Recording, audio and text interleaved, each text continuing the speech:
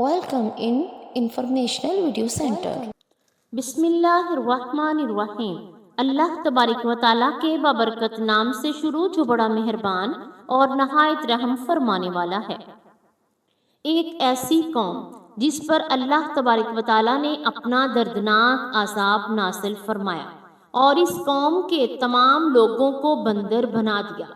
اس قوم کے لوگ کون سا ایسا گناہ کرتے تھے جس کی وجہ سے اللہ تبارک و تعالیٰ نے ان پر دردناک عذاب نازل فرمایا، اور یہ لوگ بندر بننے کے بعد کتنی دیر زندہ رہے اور پھر ان کو کس قدر دردناک موت آئی۔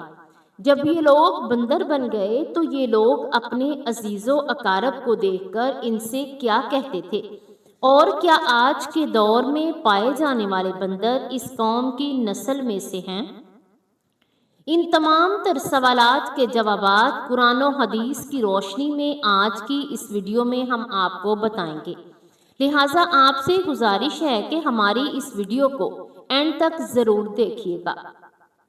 قوم عمالقہ کے ظالم و جابر بادشاہ جالوت کی فوج کے مقابلے میں صف آرا بنی اسرائیل کے بادشاہ حضرت طالوت کے لشکر میں ایک کم عمر نوجوان بھی اپنی غلیل کے ساتھ شامل تھا، کیونکہ نو عمر ہونے کی وجہ سے اسے اسلحہ نہیں دیا گیا تھا۔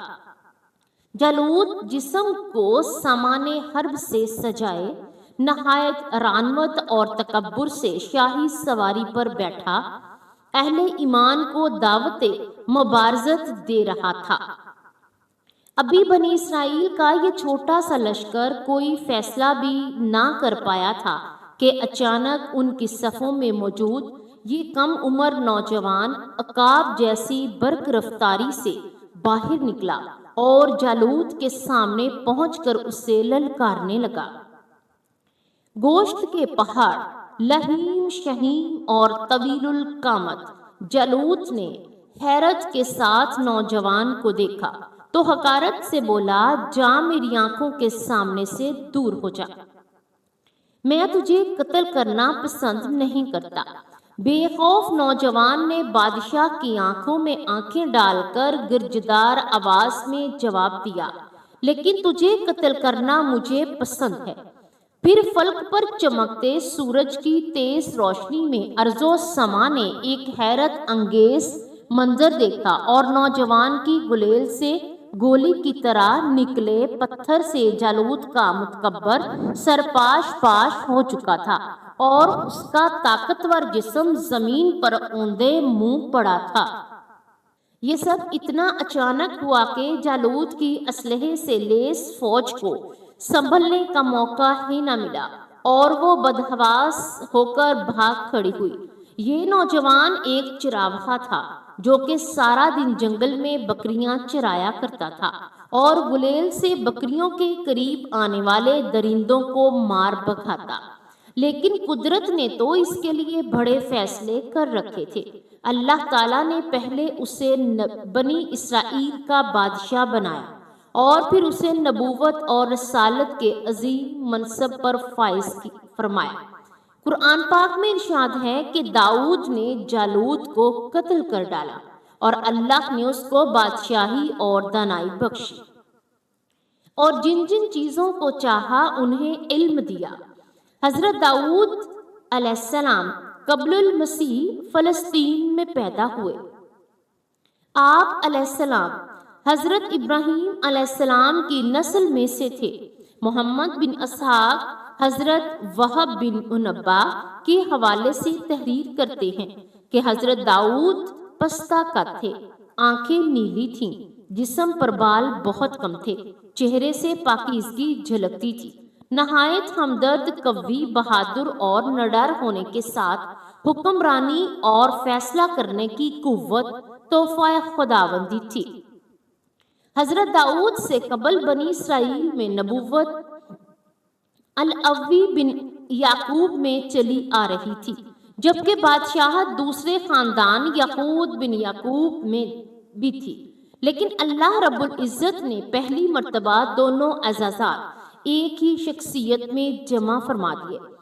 حضرت داؤد علیہ السلام اللہ کے برگزیدہ نبی اور رسول تھے اور بادشاہ بھی۔ انبیاء کرام میں حضرت آدم علیہ السلام کے بعد حضرت داؤد علیہ السلام ہی وہ پیغمبر تھے جنہیں قرآن کریم نے خلیفہ کے لقب سے نوازا تھا۔ قرآن کریم میں ارشاد ہے، اے داؤد ہم نے تمہیں زمین پر خلیفہ بنا دیا، تم لوگوں کے درمیان حق کے ساتھ فیصلے کرو۔ بعض پیغمبروں کو بعض پر فضیلت بخشی اور داؤد کو زبور عنایت کی۔ سورۃ نساء میں ارشاد باری ہے، اور ہم نے داؤد کو زبور بھی عنایت کی۔ امام بغوی نے اپنے تفسیر میں لکھا ہے کہ زبور اللہ کی کتاب ہے جو حضرت داؤد علیہ السلام پر نازل ہوئی۔ اس میں 150 صورتیں ہیں جو دعاؤں اور حمد و ثنا پر مشتمل ہیں، تاہم ان میں حلال حرام اور فرائض و حدود کا بیان نہیں ہے۔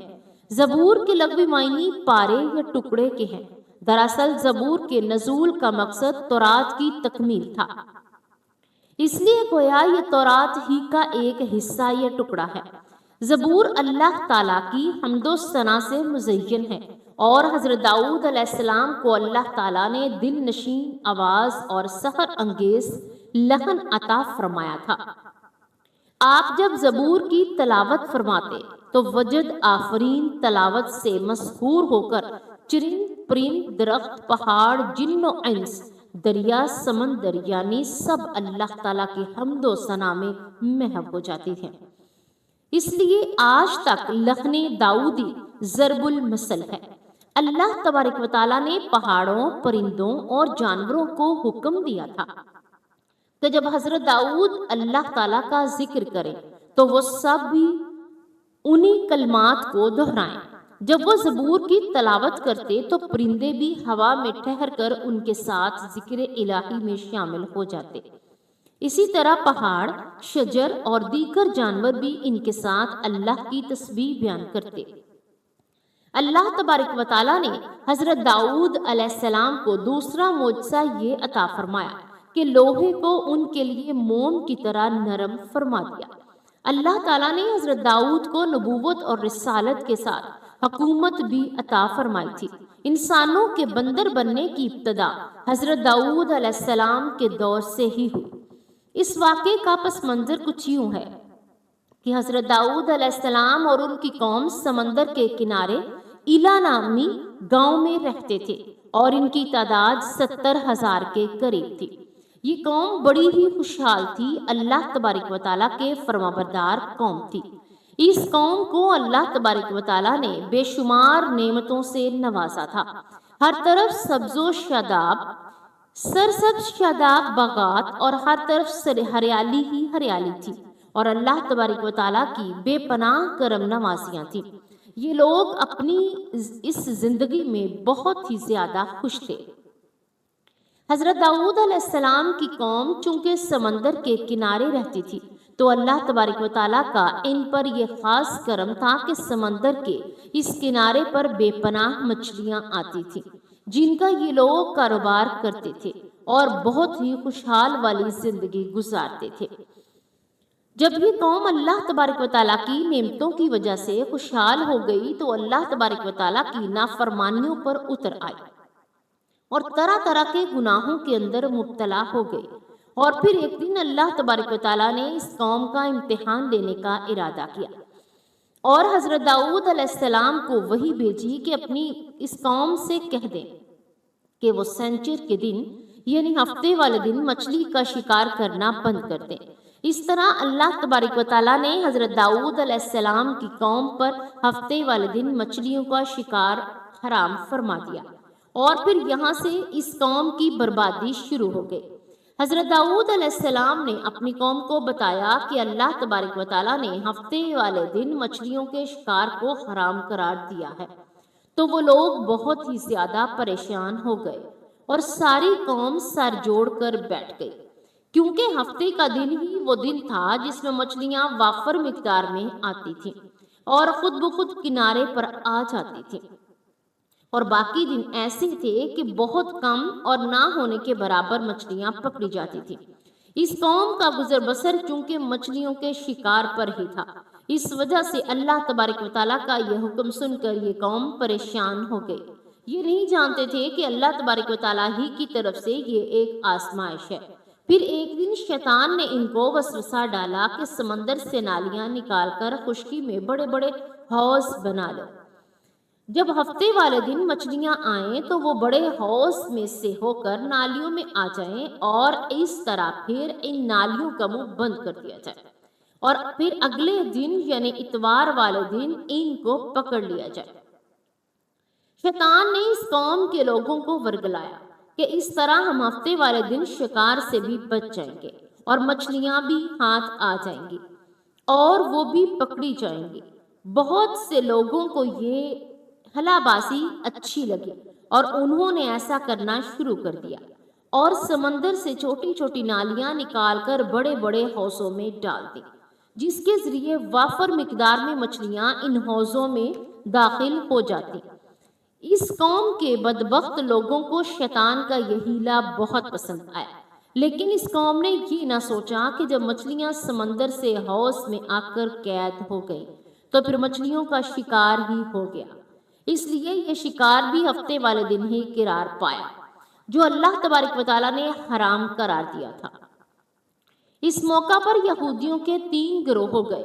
کچھ لوگ ایسے تھے جو شکار کو اس شیطانی حلے سے منع کرتے تھے اور ناراض و بیزار ہو کر شکار سے باز رہے، اور کچھ لوگ اس کام کو دل سے برا جان کر خاموش رہے لیکن انہوں نے شکار نہ کیا، اور دوسرا کو منع نہ کرتے تھے بلکہ یہ لوگ منع کرنے والوں سے یہ کہتے تھے کہ تم لوگ ایسی قوم کو نصیحت کرتے ہو جنہیں اللہ تبارک و تعالیٰ عنقریب ہلاک کرنے والا ہے اور ان پر اپنا دردناک عذاب نازل فرمانے والا ہے۔ اور اس قوم کے کچھ لوگ ایسے بھی تھے جو سرکش اور نافرمان تھے، جنہوں نے اللہ تبارک و تعالیٰ کے حکم کو اعلانیہ مخالفت کی اور شیطان کے حلے بازی کو مان کر ہفتے والے دن شکار کرنے لگے۔ یہ لوگ اللہ تبارک و تعالیٰ کے حکم کے کھلم کھلا مخالفت کرتے تھے اور ہفتے والے دن مچھلیوں کا شکار کر کے ان کو کھایا کرتے اور بیچا کرتے۔ پیارے دوستو، حضرت داؤد علیہ السلام کی قوم کے 1200 ایسے نافرمان افراد تھے جو منع کرنے کے باوجود بھی ہفتے کو ان نالیوں کے ذریعے شکار کرتے، اور حضرت داؤد علیہ السلام نے ان 12,000 نافرمانیوں کو اللہ تبارک و تعالیٰ کے عذاب سے ڈرایا کہ وہ اللہ تبارک و تعالیٰ کے اس نافرمانی سے باز آ جائیں، لیکن وہ لوگ باز نہ آئے اور کھلے عام شکار کرنے لگے۔ چنانچہ وہ لوگ جو اس بات کو برا سمجھتے تھے، وہ ان لوگوں نے اپنے اور ان نافرمانیوں کے درمیان ایک دیوار کھڑی کر دی، جس کی ایک طرف وہ 12,000 نافرمان رہتے تھے اور دوسری طرف وہ لوگ تھے جو شکار سے باز رہے۔ حضرت داؤد علیہ السلام نے اپنی اس قوم کے نافرمانیوں کو بارہا سمجھایا، لیکن یہ لوگ اپنی نافرمانی سے باز نہ آئے۔ اس طرح اللہ تبارک و تعالیٰ کی نافرمانی کرتے رہے اور شکار کرتے رہے۔ پھر ایک دن حضرت داؤد علیہ السلام نے غضبناک ہو کر شکار کرنے والوں پر لعنت فرما دی، اور اس کا اثر یہ ہوا کہ ایک دن خطا کاروں میں سے کوئی بھی اپنے گھر سے باہر نہ نکلا۔ یہ منظر دیکھ کر کچھ لوگ ان کی دیواروں پر چڑھ گئے تاکہ معلوم تو ہو سکے کہ وہ لوگ کس حال میں ہیں۔ جب ان لوگوں نے دیکھا کہ نافرمان لوگوں کو دیکھا کہ وہ سب کے سب بندر کی صورت میں مسخ ہو چکے ہیں، اللہ تبارک و تعالیٰ نے ان کی نافرمانی کی وجہ سے ان پر اپنا دردناک عذاب نازل فرمایا ہے اور ان کو انسانوں سے بندر بنا دیا۔ جب لوگ ان مجرموں کا دروازہ کھول کر ان کے گھر میں داخل ہوئے تو وہ بندر اپنے رشتہ داروں کو پہچانتے تھے اور ان کے پاس آ کر ان کے کپڑوں کو سونگھتے تھے اور زاروں قطار روتے تھے، لیکن وہ کچھ بول نہ سکتے تھے۔ اللہ تبارک و تعالیٰ کے ان فرمان بندر بن جانے والے لوگوں کی تعداد 12,000 تھی، اور 12,000 لوگوں نے اللہ تبارک و تعالیٰ کی نافرمانی کی اور اللہ تبارک و تعالیٰ نے ان کو بندر بنا دیا، جس طرح کہ اللہ تبارک و تعالیٰ سورہ بقرہ میں ارشاد فرماتا ہے: اور بے شک ضرور تمہیں معلوم ہے کہ تم میں وہ جنہوں نے ہفتے میں سرکشی کی، اور ہم نے ان سے فرمایا کہ ہو جاؤ بندر، دھتکارے ہوئے۔ اس طرح حضرت داؤد علیہ السلام کی قوم کو 12,000 نافرمان بندر بن گئے۔ یہ لوگ 3 دن تک زندہ رہے تھے، اور اس دوران یہ کچھ نہ کھا سکے نہ پی سکے، اور نہ ہی پی سکتے تھے، بلکہ یوں ہی بھوکے پیاسے سب کے سب ہلاک ہو گئے، اور 3 دن کے اندر سب کے سب مارے گئے۔ اور وہ لوگ جو ان نافرمانوں کو اللہ تبارک و تعالیٰ کے اس نافرمانی سے منع کرتے تھے، اللہ تبارک و تعالیٰ نے ان کو اس عذاب سے سلامت رکھا۔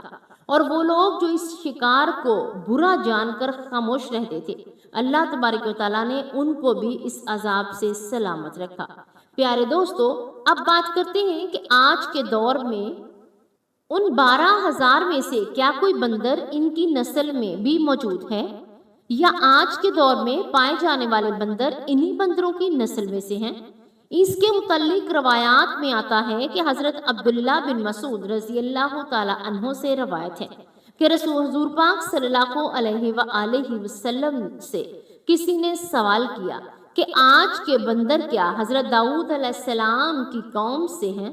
تو حضور صلی اللہ علیہ وآلہ وسلم نے ارشاد فرمایا کہ اللہ تبارک و تعالیٰ جس قوم پر عذاب بھیجتا ہے یا ان کی شکلوں کو مسخ کرتا ہے، تو یہ عذاب انہی پر ہوتا ہے جن پر وہ عذاب نازل ہوا تھا، اور اس کے بعد اللہ تبارک و تعالیٰ ان لوگوں کو ہلاک کر دیتا ہے اور ان کے اگلی نسل نہیں بڑھتی۔ اس لیے یہ بات غلط ہے کہ کچھ لوگ یہ سوچتے ہیں کہ آج کے بندروں میں بھی حضرت داؤد علیہ السلام کی قوم کے بندر بننے والوں کی نسل موجود ہے۔ ایسا کچھ بھی نہیں ہے۔ جو لوگ صرف اور صرف 3 دن زندہ رہے اور اس کے بعد سب کے سب ہلاک ہو گئے، اور اللہ تبارک و تعالیٰ نے اس قوم کے نافرمانوں کو صفائے ہستی سے مٹا دیا۔